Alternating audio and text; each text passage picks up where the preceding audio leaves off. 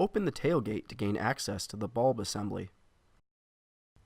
Remove the Torx bolts by turning them counterclockwise.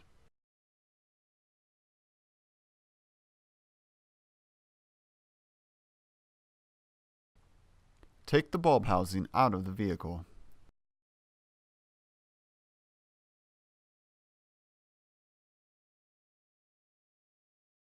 This part you would disconnect for the entire housing. There's a little red tab here. I think it's kind of broken, but we push the red tab over, and there's another tab right here on the top. Push that tab, and just lift up.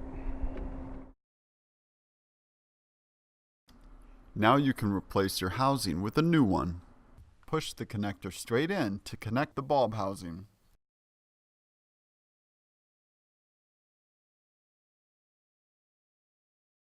And then just go ahead and go in there and push the red tab over. Reinsert the bulb housing into the vehicle.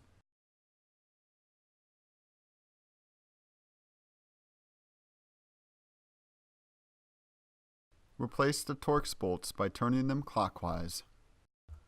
It's a good idea to hand tighten the bolts before securing them to the vehicle. Make sure the bulb housing is secure.